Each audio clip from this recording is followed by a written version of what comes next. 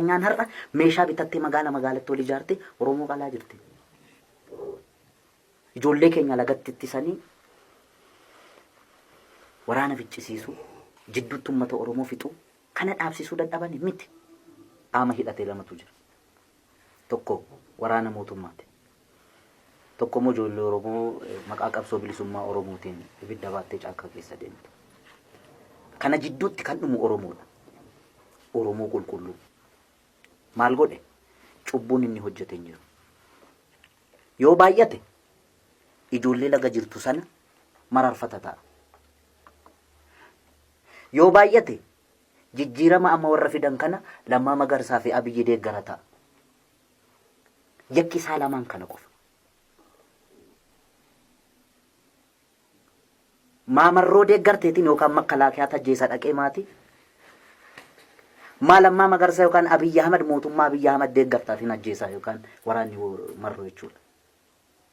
Yookaan waraana Sudaan miti wal Oromoo keenya nurkatti fixaa jiru. Beektaa yeroo baay'ee kan nagu akkatti isaan dhaabbileen Oromoo kun uummata Oromoo kana tuffatan kanatu naguba beektaa. Inuma naguban keessa kee. Artist Umar Suleemaan baay'een jaaladha. Waggaa 15 har'aa fayyaalessa namaati beektaa. Waan ittiin fakkaanne fuulduratti bahee kan aartiidhaan qeequ jechuudha. Yeroo sanatti kunoo taateen hidhee sirbaa ture sun sirbisaa sun maalirratti akka inni sirbe eenyu akka inni qeeqe walleessaa sanarraa nu hubanna beektaa. Dhaabbachuu qaba uummata keenyarraa. Uummata keenya nu harkatti hin fixina. Sodaanni miti kan manatti teenye. Daninnatiin wayyaanee otoo faana nu dhooftee nu faana deemtu biyya 21 irra naanna'eetan biyya tokkittitti kooluu galtummaa otoo hin gaafatiinan biyyatti deebi'e. Gantummaa miti kun. Silaa ormarraa otoo dhalanne nu faarsanii hin fixanne beektaa. Kasayyoon jedhee of faarsuuf. Sababuma maaliitiin Oromoon duuti har'a? Walitti bu'iinsa dhaabbilee Oromoo dabalatee walitti bu'iinsa Oromoo walitti fiduu kan hojjechuudhaaf maa Daawud Ibsaa faana hin mari'atin, maa Jaawar faana hin mari'atin, maa Mararaa faana hin mari'atin, namoota isaan kadhatee galche kana hunda maa hin mari'atin. Hawultii Haayila Sillaasee Minilik miti kan seexanaallee achi keessatti dhaabuudhaaf maa isaaniin hin mari'atin. Waan inni godheef isatu beeka. Garuu Oromoo walitti buusa taanaan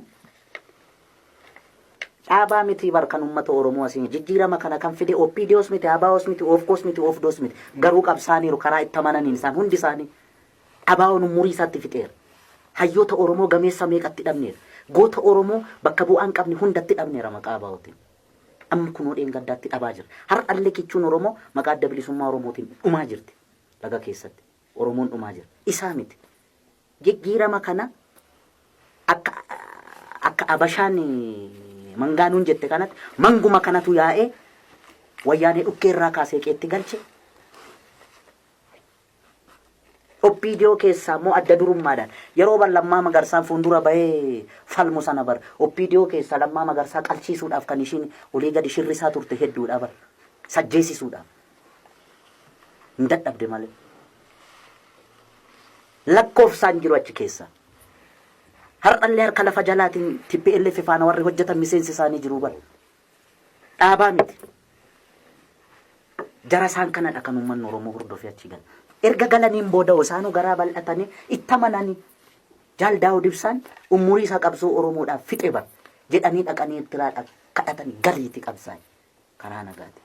Wajjin qabsoof dantaa uummata keenya wajjin eegsis waliin jedhanii walii galanii dhufan. Ergas gaaniin booda isa gaallakatti isaanii ittiin doorsisu isa galchan immoo karaa bahuu dhorkanii maaloo godhuun sharrii walirratti hojjechuun tuffii uummata Oromoo irraan kan ka'e malee.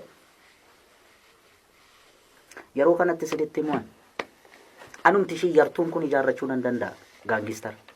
Anumti shiyyartuun gabaabduun kun jaambuunis akka barbaade mandara keessatti carraa uummanni Oromoo magaala keessatti walii ijaaru kanaan nafxanyaan har'a meeshaa bitattee magaalatti walii ijaarte Oromoo qalaa jirti. Ijoollee keenya lagatti ittisanii waraana ficcisiisu jidduutti uummata Oromoo fixu kana dhaabsisuu dadhabani miti. Dantaa sabaa wanti jedhamu soba. Kasayyoon jedhe hin sobne. Dantaa saba ofii dursuu yoo barbaadame kan garaa kee garaatti qabatte sababa kiyyaan uummanni Oromoo hin gaaga'amin, hin beelayin, hin du'in,